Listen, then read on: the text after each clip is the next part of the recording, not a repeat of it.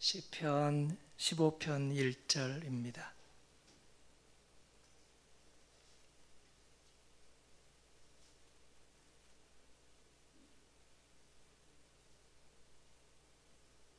구약성경 811면 구약 시편 15편 1절 함께 읽습니다. 여호와여, 주의 장막에 머무를 자 누구오며 주의 성산에 사는 자 누구오니까. 아멘. 할렐루야. 주님의 장막에 찾아오신 모든 성도님들을 우리 주님이 축복해 주신 줄 믿습니다. 함께 인사 나누겠습니다. 평화를 빕니다.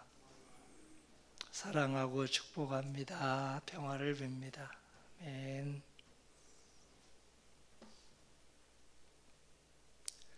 저녁에 잠은 주무십니까? 네.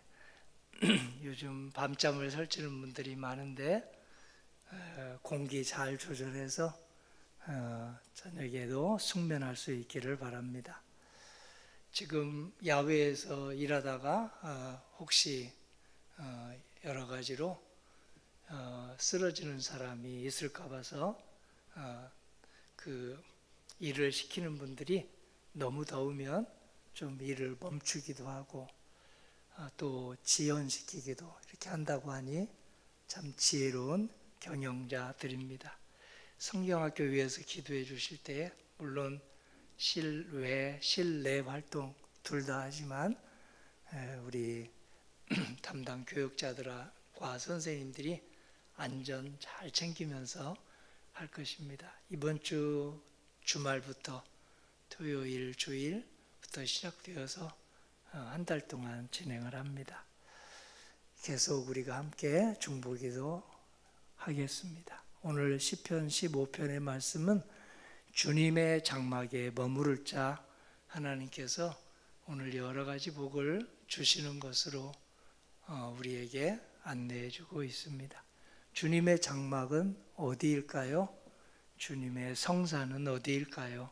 바로 하나님과 동행하는 삶, 하나님과 함께하는 삶이 주님의 장막, 주님의 성산이라고 말하고 있습니다. 물론 교회, 당, 성전이 주님의 장막, 주님의 성산이 되었는데요. 주님과 함께 동행하고 주님의 뒤를 양처럼 따라가는 삶이 주님의 장막, 주님의 성산에 머무를 자라고 그렇게 예수님이 알려주셨습니다. 즉 주님을 모시고 사는 곳은 교회처럼 가정도 주님의 장막과 성산이 된다는 예수님 말씀입니다. 우리 마음에도 바로 주님의 말씀, 주님의 성령을 모시면 우리 심령이 주님의 장막, 주님의 성산이 된다는 예수님 말씀입니다. 하나님 나라의 시민이 어떻게 될 것인지 예수님은 주기도문에 담아주셨습니다. 그래서 우리 가정, 우리 심령, 그리고 또 우리가 머무르는 곳이 장막이 되도록 7가지 기도를 주님의 기도에 담아주셨습니다. 7가지 기도, 바로 3가지는 하나님과의 관계에서 하나님의 손을 꼭 잡는 길을 말해주고 있고, 하나님이 주신 축복과 은혜로 4번째부터 7번째까지는 옆사람, 가족하고 함께 동행해 주는 삶을 알려주고 있죠. 우리 주기도문을 함께 드려보겠습니다. 하늘에 계신 우리 아버지, 첫 번째가 뭡니까? 이름이 거룩히 여김을 받으시오며, 두 번째는 무엇입니까? 나라에 임하옵시며, 세 번째는 무엇입니까? 뜻이 하늘에서 이룬 것 같이 땅에서도 이루어지이다. 이름이 거룩히 여김을 받으시오며 나라에 임하옵시며 뜻이 하늘에서 이룬 것 같이 땅에서도 이루어지도록 오늘 살아가면 바로 그곳이 주님의 장막, 주님의 성산이 된다는 말씀입니다. 하나님의 이름 구약 성경에 아주 많습니다. 몇 가지만 우리가 외우고 있는데요. 여호와 이레, 여호와 로이, 여호와 샬롬, 여호와 니시, 여호와 샴마 뭐 등등이 있는데 이 모든 이름을 우리 예수님의 이름 속에 담아 주셔서 우리는 예수님의 이름으로 기도하면 구약 성경에 나타난 우리 여호와 하나님의 이름이 모두 그대로 이루어지고 있죠. 여호와 이레는 바로 하나님께서 우리 앞날을 준비해 주시는 그 이름을 예수님께서 바로 천국을 준비해 주시고 부활의 생명, 구원의 길, 그리고 또 저희들에게 성화의 길, 이 모든 길을 준비해 주셨습니다. 네 번째부터 일곱 번째 기도까지 한번 기억해 보겠습니다. 네 번째는 무엇입니까? 주기도문에 오늘날 우리에게 일용할 양식을 주옵시고, 다섯 번째는요, 우리가 우리에게 죄 지은 자를 사하여 준 것 같이 우리 죄를 사하여 주옵시고, 여섯 번째는 무엇입니까? 우리를 시험에 들게 하지 마옵시고, 마지막은 무엇입니까? 악에서 구하소서. 네, 이렇게 일용할 양식 주시고 용서할 힘, 용서받을 수 있는 마음을 용서해 주실 때 아멘, 저도 저를 용서하게 해주세요. 예수님이 용서해 주셨는데 내가 아직도 죄책감에 빠져 있는지, 아직도 내가 나를 자해하는지, 아직도 내가 나를 죽이고 있는지, 아직도 내가 나를 무시하고 있는지, 아직도 내가 내 자신을 폄훼하고 있다면 우리 주님의 용서를 받아들이지 않는 것과 같지 않겠습니까?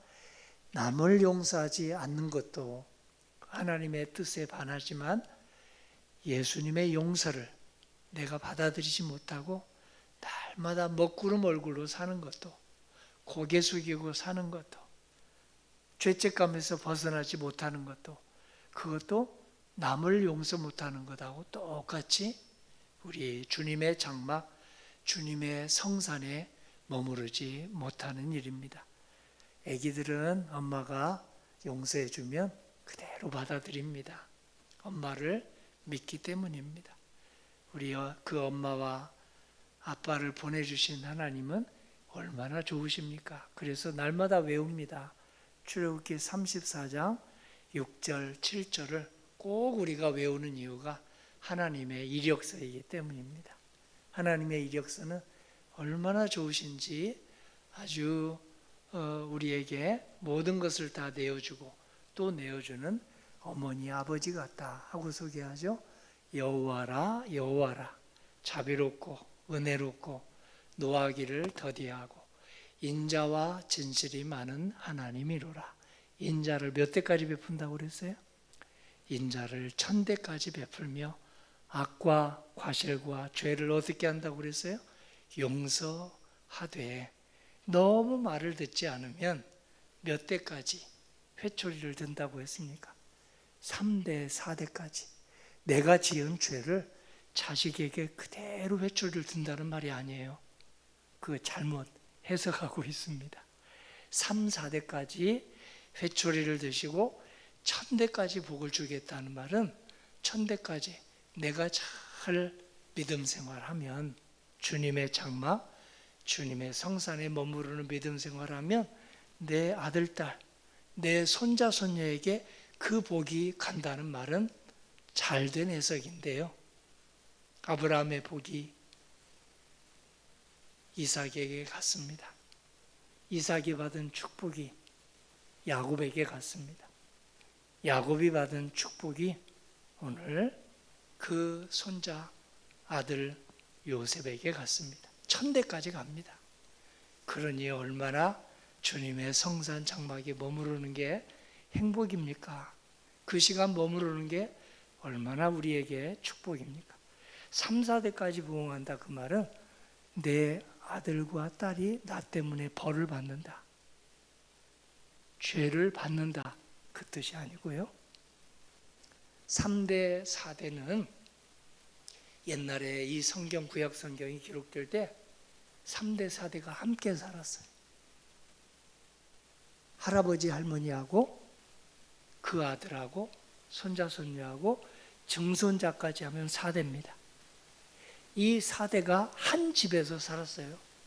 지금처럼 다른 집에 살고 다른 아파트에 살면서 생신 때만, 생일 때만, 무슨 집안에 경사 있을 때만 만나는 게 아니고 그냥 지지고 볶고 함께 살았습니다. 그래서 할아버지, 할머니가 만일 모범을 못 보이면 누가 닮아갑니까? 그 집의 증손자까지 닮아갑니다. 아버지, 어머니가 잘못된 행동을 하면 그대로 누가 보고 배웁니까? 자녀들이 보고 배운다. 그래서 오늘 그것을 3, 4대까지 보호한다는 것은 우리들이 자녀들에게 나쁜 영향을 미친다는 것을 3대, 4대까지 보응하리라. 이 말로 그렇게 해석을 해야 정확한 해석입니다. 오늘 예수님이 그 사실을 보여주셨습니다. 쓸데없는 죄책감 때문에 자꾸만 먹구름 얼굴 하고 다니고 있고 남을 정죄하고 남을 대적하고 심판하는 사람들은 바로 자기를 정죄하는 사람들이에요. 남 용서 못하는 사람은요, 자기를 먼저 지금 자해하는 사람, 자기 자신을 심하게 폄훼하고 무시하는 사람들이 남을 용서 못합니다. 하나님이 나를 용서하셨다, 하나님이 나 같은 죄인을 용서하셨다 하면 남을 그렇게 포용하고 이해하고 배려하기 시작합니다. 주기도문 외에도 팔복도 우리에게 주님의 장막, 주님의 성산에 머무를 수 있는 아주 8가지 축복입니다.